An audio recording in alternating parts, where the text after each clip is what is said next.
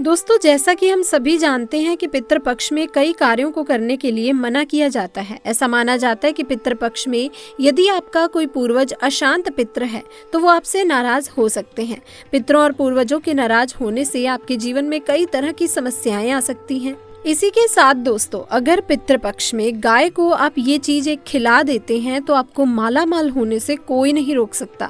इसीलिए दोस्तों, आज हम जानेंगे कि वो कौन सी चीज है, तो वीडियो के आखिर तक बने रहिए और जान लीजिए पूरी जानकारी। दोस्तों, हिंदू पंचांग के अनुसार भाद्रपद मास की पूर्णिमा तिथि पितृपक्ष आरंभ होते हैं, जो आश्विन मास की अमावस्या, जिसे सर्वपितृ अमावस्या भी कहा जाता है, उस दिन पर समाप्त हो जाते हैं। इस बार पितृपक्ष 29 सितंबर से शुरू हो गया है और इसका समापन 14 अक्टूबर को होगा। पितरों को प्रसन्न करने और उनका आशीर्वाद पाने के लिए पितृपक्ष में पिंडदान, तर्पण और श्राद्ध कर्म किए जाते हैं। पितृपक्ष पितरों का आशीर्वाद प्राप्त करने के लिए खास माना जाता है। पितृदोष निवारण के लिए पितृपक्ष में अलग अलग तरह का उपाय किया जाता है। पितृदोष भी एक प्रकार का पाप होता है जिसका निवारण करना बेहद ही जरूरी होता है। पितृपक्ष के दौरान पितरों का आशीर्वाद पाने के लिए अलग अलग उपाय किए जाते हैं। पितृपक्ष में गाय की सेवा से मिलता है पितरों का आशीर्वाद। दोस्तों, हिंदू धर्म में गाय को माता का दर्जा मिला हुआ है। धार्मिक ग्रंथों में गाय को महत्वपूर्ण स्थान प्राप्त है। पितृपक्ष के दौरान गाय का दान करने से आपके जन्म जन्मांतर के पाप मिट जाते हैं, साथ ही पितरों का आशीर्वाद प्राप्त होता है। तो जो लोग गाय की सेवा करने में असमर्थ हैं, वो पितृपक्ष के दौरान गाय की सेवा कर सकते हैं। मान्यता है कि गाय की सेवा करने से सभी प्रकार के दुख दूर हो जाते हैं। ऐसे में पितृपक्ष के दौरान और उसके बाद भी गाय की सेवा करनी चाहिए। पितृपक्ष के दौरान अगर आप गाय का दान नहीं कर सकते तो गौशाला या अन्य जगह पर जाकर गाय की सेवा आप कर सकते हैं। पितृपक्ष के दौरान यदि गाय आपके दरवाजे पर दिखे तो उसे खाने के लिए कुछ दे दें। पितृपक्ष के दौरान गाय खुद अगर आपके दरवाजे पर पहुंच जाए तो उसे शुभ संकेत माना जाता है। ऐसे में गाय को अपने दरवाजे से दुत्कारना नहीं चाहिए। दोस्तों, श्री कृष्ण ने बताया, गाय को रोटी खिलाने से और हल्दी खिलाने से मनुष्य के अंदर होते हैं ये फायदे। आज हम शास्त्रों के अनुसार जानेंगे कि गाय को रोटी खिलाने के क्या क्या फायदे होते हैं। दोस्तों, हिंदू धर्म शास्त्रों के अनुसार गाय को रोटी खिलाने का इतना महत्व क्यों है, आपको बता दें, क्योंकि शास्त्रों के अनुसार गाय में 33 करोड़ देवी देवताओं का वास माना जाता है। अब जब बात भोग लगाने की आती है तो अगर रोज ही 33 करोड़ देवी देवताओं को गाय के जरिए भोग लगाया जा सकता है तो आप ही बताइए कि इससे बड़ा पुण्य लाभ क्या हो सकता है कि हम पहले गाय के द्वारा 33 करोड़ देवी देवताओं को भोग लगाएं, फिर घर के अन्य सदस्यों को भोजन ग्रहण करवाएं। अब दोस्तों, शास्त्रों के अनुसार गाय का जो गोमूत्र होता है वो भी सेवन किया जाता है, जिसे गोधन के नाम से पुकारते हैं। गाय की सेवा करने से 33 करोड़ देवी देवताओं की सेवा हो जाती है। ऐसा शास्त्रों में उल्लेख है कि जिन घरों में गाय पाली जाती है उनकी तो पीढ़ियां ही कई सुखों को भोगती हैं। अर्थात इतना पुण्य लाभ मिलता है कि उस कुल में जन्म लेने वाली पीढ़ियां संसार का सुख प्राप्त करती हैं। अगर आप गाय को रोटी के साथ थोड़ा सा गुड़ भी खिलाते हैं तो बड़ा पुण्य लाभ मिलता है। पर एक बात का ध्यान रखिएगा कि जब भी आप गाय को गुड़ खिलाएं तो गाय हमेशा बैठी हुई होनी चाहिए। खड़ी गाय को कभी भी नहीं खिलाया जाता। दोस्तों, खासकर सोमवार के दिन शिव जी की पूजा के बाद भोग लगाकर गाय को कुछ न कुछ सफेद चीज जरूर खिलानी चाहिए, जैसे बर्फी, चावल, सफेद लड्डू वगैरह जरूर खिलाएं। इसके कई पुण्य व्यक्ति को प्राप्त होते हैं और सोमवार का व्रत संपूर्ण सफल हो जाता है। मंगलवार को गाय को रोटी के साथ बेसन के लड्डू खिलाने से संपूर्ण लाभ होता है। इससे व्यक्ति का मन शांत होता है। और वहीं बुधवार को हरा चारा यानी कि दूर्वा घास खिलाने से बुध ग्रह शांत हो जाता है। इससे भगवान गणेश प्रसन्न होते हैं। ऐसे में गुरुवार को जब भी आप गाय को रोटी खिलाते हैं तो थोड़ी सी आप हल्दी मिलाकर रोटी बना लीजिए और गाय को वो रोटी खिला दीजिए। इससे भी बहुत ही पुण्य लाभ प्राप्त होता है। आपको जीवन में लौकिक और अलौकिक दोनों ही फलों की प्राप्ति हो जाती है। अब दोस्तों, शुक्रवार के दिन गाय को खीर खिलाने से शुक्र ग्रह मजबूत होता है, देवी लक्ष्मी प्रसन्न होती हैं, जिसके कारण व्यक्ति मालामाल हो जाता है। माता लक्ष्मी मेहरबान हो जाती हैं। माना जाता है कि शनिवार के दिन गाय को काले तिल और उड़द पीस कर गेहूं के आटे में डालकर रोटी बनाकर खिलाने से शनि दोष शांत हो जाता है। दोस्तों, हर रविवार को रोटी के साथ गुड़ मिलाकर गाय को खिलाने से सूर्य की महादशा ठीक हो जाती है, व्यक्ति निश्चित तौर पर धनी हो जाता है। अब दोस्तों, एक परेशानी आती है कि शहर में ऊंचे ऊंचे फ्लैट में लोग रहते हैं। फ्लैट सिस्टम होने के कारण गाय को रोटी खिलाने में भी परेशानी आती है। उसके लिए एक उपाय है। आपकी जो भी सोसाइटी है, जहाँ भी आप रहते हैं, तो उस सोसाइटी में गेट कीपर तो जरूर होगा। आप पहली रोटी बनाकर उस गेट कीपर को जरूर दें। जरूरी नहीं होता कि आप अपने हाथ से गाय को रोटी खिलाएं। आपके घर से तो रोटी का भोग निकल ही गया, इसीलिए आप गाय की रोटी गेट कीपर को दे दें।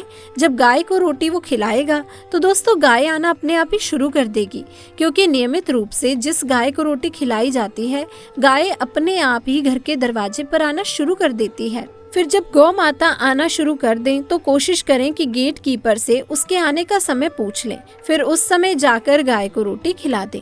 दोस्तों, एक बार जब आप अपने हाथों से गाय को रोटी खिला देंगे तो वो जरूर अपना भोग लेने के लिए आएगी।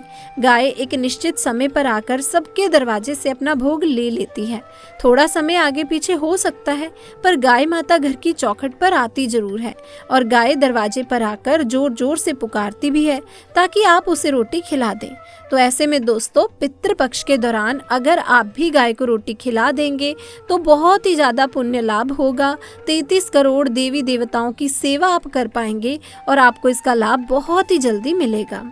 इसके अलावा पितृपक्ष के दौरान अगर अचानक से गाय आपके दरवाजे पर आ जाए या फिर चौखट चाटने लगे या सींग मारने लगे, तो ऐसे में आपको समझ जाना चाहिए कि आपके ऊपर से पितृदोष जाने वाला है।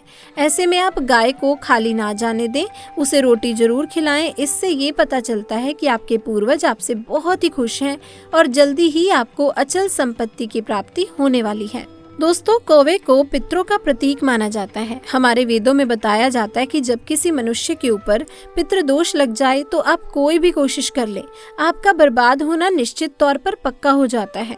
पितृदोष का लगना कोई मामूली बात नहीं है। मनुष्य के ग्रह दोष ठीक हो सकते हैं, परंतु पितृदोष का ठीक होना बहुत ही मुश्किल होता है। इसीलिए पितृपक्ष में जीव जंतुओं को भोजन खिलाने की परंपरा है ताकि पितृदोष कभी भी ना लगे। ऐसे में हम ये जानते हैं कि पितृपक्ष में अगर ये 7 संकेत मिल जाएं तो बड़ा ही शुभ और मंगलकारी माना जाता है।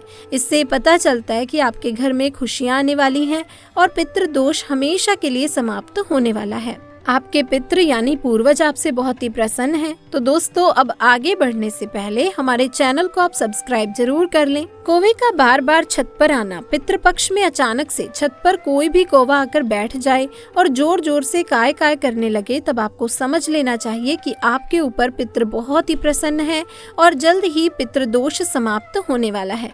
ऐसे में उसे कुछ न कुछ खाने के लिए हर हाल में आपको देना है, क्योंकि ये आपके पूर्वजों के खुश होने का संकेत है। पितृपक्ष में अगर अचानक से काली चींटी गोलाकार बनाकर घूम रही हो या लंबी लाइन बनाकर चल रही हो तो बड़ा ही शुभ माना जाता है। इससे पता चलता है कि आपके पितृ आपसे बहुत ही खुश हैं। ऐसे में आप चींटियों को कुछ मीठा पदार्थ या आटा जरूर खिलाएं। इससे ये भी पता चलता है कि आपके घर में धन लक्ष्मी का आगमन होने वाला है। स्वप्न शास्त्र के अनुसार ऐसा माना जाता है कि यदि आपके सपने में बार बार आपके पितृ दिखाई देते हैं तो बहुत ही मंगलकारी माना जाता है। सपने में यदि वो आपको कुछ देते हैं तो आपको अचल संपत्ति धन प्राप्त होने वाला है। पितृपक्ष में सपनों में माता पिता को देखना पितृदोष की समाप्ति का संकेत माना जाता है। जब आप ऐसा सपना देखते हैं तो जीव जंतुओं को भोजन खिलाना ना भूलें। पितृपक्ष में अचानक से कई सारी छिपकली अगर एक साथ दिखाई दे जाएं तो इसे भी शुभ संकेत माना जाता है। इससे पता चलता है कि आपके पूर्वज आपसे बहुत ही प्रसन्न हैं, क्योंकि छिपकली जीवन में होने वाले संकेतों को दर्शाती है। इसे बहुत ही कम लोग जानते हैं। पितृपक्ष के दौरान अगर सपनों में सांप दिखाई दे जाए तो इसे बहुत ही अशुभ माना जाता है। इससे पता चलता है कि आपके ऊपर पितृदोष लगा हुआ है। इसे आप मामूली ना समझें। तुरंत जीव जंतु को कुछ न कुछ जरूर खिलाएं, इससे पितृदोष समाप्त हो जाता है। दोस्तों नंबर 6, पितृपक्ष के दौरान अचानक से कौवा अपने मुंह में कोई तिनका या फूल आदि दबाकर आपकी छत पर बैठ जाए तो बहुत ही शुभ संकेत माना जाता है। आपके पूर्वज आपसे प्रसन्न हैं। माना जाता है कि पितृपक्ष के दौरान अगर कोई ब्राह्मण आपके द्वार पर आ जाए तो इसे भी पितृदोष समाप्ति का संकेत माना जाता है। ऐसे में आप उस ब्राह्मण को कुछ न कुछ खाने के लिए चावल, आटा, धन वगैरह जरूर दें, क्योंकि ये आपके पूर्वज के आने का संकेत है और ये आपसे प्रसन्न है। उस ब्राह्मण को खाली ना जाने दें, नहीं तो दोस्तों पितृदोष लग सकता है। दोस्तों ऐसे में हम जानते हैं कौन सी ऐसी चीजें हैं जिनका पितृपक्ष के दौरान भूल कर भी सेवन नहीं करना चाहिए। कौन सी चीजें हैं जिनको पितृपक्ष के दौरान पितरों को या ब्राह्मणों के भोजन में भूल कर भी शामिल ना करें, वरना दोस्तों दोष लगता है। तो दोस्तों बड़े बुजुर्गों द्वारा, ब्राह्मणों द्वारा आपने यही सुना होगा कि पितृपक्ष के दौरान वही भोजन बनाएं, वही भोजन का पितरों को या ब्राह्मणों को भोग लगाएं जो पितरों को पसंद था, तभी ही पितरों की आत्मा को शांति मिलती है। लेकिन यहाँ पर हम कुछ ऐसी गलतियां कर देते हैं। अधिकतर घरों में अधिकतर लोगों के पूर्वजों को लहसुन प्याज पसंद होता है, तो जब भी भोजन बनाते हैं तो उसमें प्याज और लहसुन डाल लेते हैं और पूर्वजों की पसंद के हिसाब से भोजन बनाकर ब्राह्मणों को भोजन करवा देते हैं। या फिर जिनके पितरों को नॉनवेज पसंद होता है, नॉनवेज लेकर किसी जरूरतमंद व्यक्ति को पितरों के नाम से दान कर देते हैं, जिससे उन्हें उनका आशीर्वाद प्राप्त हो। दोस्तों अगर आप भी ऐसा करते हैं तो भूल कर भी ऐसी गलती आगे से ना करें। शास्त्रों के अनुसार पितृपक्ष के दौरान प्याज, लहसुन, मीट और अंडे का सेवन भूल कर भी नहीं करना चाहिए और पितरों के भोजन में भी इन चीजों का इस्तेमाल भूल कर भी नहीं करना चाहिए। शास्त्रों के अनुसार भगवान विष्णु और महालक्ष्मी जी को पितृदेव कहा जाता है। पितरों का भोजन, श्राद्ध, तर्पण, पिंडदान सबसे पहले भगवान विष्णु और महालक्ष्मी जी ही स्वीकार करती हैं। उसके पश्चात ये पितरों को मिलता है और भगवान विष्णु और लक्ष्मी जी के पूजन में प्याज, लहसुन, मीट, अंडे का इस्तेमाल करना वर्जित बताया गया है। अगर आप पितरों को भोजन में प्याज, लहसुन, मीट, अंडे इन चीजों का इस्तेमाल कर भोजन बनाकर देते हैं तो भगवान विष्णु और महालक्ष्मी जी उसे स्वीकार नहीं करेंगे। दोस्तों जब भी पितृदेव स्वीकार नहीं करेंगे तो हमारे पितृ भी उस भोजन को स्वीकार नहीं करेंगे। इसीलिए इस बात का हमेशा ध्यान रखें। दोस्तों श्राद्ध पक्ष के दौरान पितरों के निमित्त जो भोजन बनाएं या ब्राह्मणों को जो भोजन कराएं, उस भोजन में बिना प्याज लहसुन के आपको सभी चीजों को बनाना चाहिए और ना ही कभी भूलकर ऐसा भोजन आप किसी भी जरूरतमंद व्यक्ति को दान दें। श्राद्ध पक्ष के दौरान पितरों को जो भोजन बनाकर खिलाया जाता है वो बिना प्याज और बिना लहसुन तथा बिना मीट अंडे का होना चाहिए। ये सभी सामग्री शुद्ध भोजन में नहीं डालनी चाहिए, घोर पाप लगता है, पितृदेव क्रोधित तो हो जाते हैं। दोस्तों ध्यान रखें, पितृपक्ष के दौरान आप भी प्याज, लहसुन और मीट अंडे का इस्तेमाल भूलकर भी ना करें। शराब आदि का सेवन ना करें। पितृपक्ष के दौरान बासी भोजन ना करें। इन 16 दिनों में बासी भोजन शैतान को प्राप्त होता है। पितृपक्ष के दौरान ना ही बासी भोजन करना चाहिए और ना ही किसी को करवाना चाहिए। कोई भी जरूरतमंद व्यक्ति अगर आपके द्वार पर आए तो उसे भी आप बासी भोजन ना दें। शास्त्रों में बताया गया है कि पितृपक्ष के दौरान पितृ किसी भी रूप में द्वार पर आ जाते हैं और अगर ऐसे में आप पितरों को बासी भोजन दे देंगे तो इससे आपको पितृदोष लगेगा। इसीलिए इस बात का विशेष ध्यान रखें, ना तो आप बासी भोजन करें और ना ही किसी को दें। दोस्तों पितृपक्ष के दौरान अपने खुद के लिए वस्त्र नहीं खरीदने चाहिए। इन 16 दिनों में आप वस्त्रों का दान कर सकते हैं, लेकिन वस्त्र खरीदे नहीं जाने चाहिए। इन दिनों में नए वस्त्र खरीदना अशुभ माना जाता है।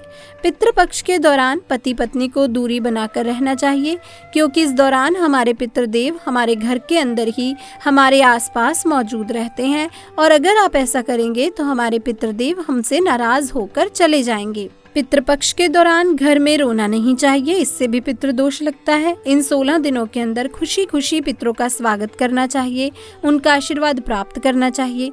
दोस्तों पितृपक्ष में पितरों का भोजन बनाते समय भोजन में चावल, दाल, रोटी ना बनाएं। पितरों के लिए सदैव भोजन जैसे कि पूड़ी, कचौड़ी, पराठे इत्यादि बनाए जाते हैं। हलवा पूरी बनाए जाते हैं, खीर बनाई जाती है। दोस्तों पितरों को खीर बहुत पसंद आती है। खीर खाकर हमारे पितृ हमें ढेरों आशीर्वाद देते हैं। पितृपक्ष के दौरान आप स्वयं दाल चावल रोटी आदि खा सकते हैं, पर पितरों को ये भोजन ना दें।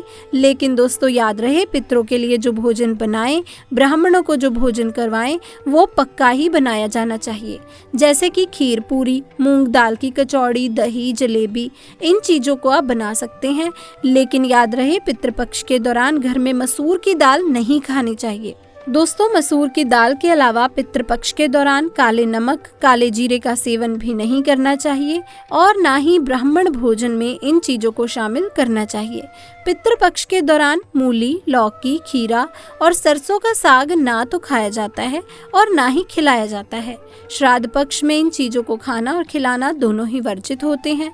श्राद्ध पक्ष के दौरान पितरों के भोजन में नींबू नहीं डाला जाता। आप स्वयं नींबू का सेवन कर सकते हैं, लेकिन पितरों के भोजन में, ब्राह्मणों के भोजन में नींबू ना डालें।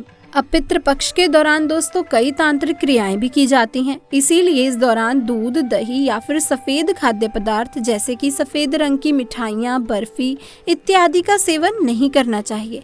लेकिन हाँ, आप अपने घर में ही बनाकर खा सकते हैं। दोस्तों पितृपक्ष के दौरान गाय के दूध का सेवन करने से बचना चाहिए, खास तौर पर वो गाय जिसने हाल ही में बच्चे को जन्म दिया हो। ऐसी गाय के दूध का सेवन भूल कर भी ना करें। पितृपक्ष के दौरान कढ़ी बनाना और खाना भी वर्जित होता है, इस बात का भी विशेष ध्यान रखें। पितृपक्ष के दौरान दोस्तों कुल्थी की दाल का भी सेवन ना करें। ध्यान रखें, पितृपक्ष के दौरान आप पितरों के लिए जो भी भोजन बनाएं, उस भोजन में आप तिल अवश्य डाल दें।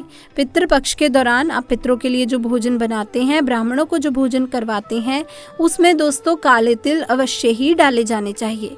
शास्त्रों के अनुसार जिस भोजन में काले तिल होते हैं, वो भोजन पितृ ग्रहण करते हैं, लेकिन जिस भोजन में काले तिल नहीं होते, उसे भूत प्रेत ग्रहण करते हैं। इसीलिए इस बात का विशेष ध्यान रखें।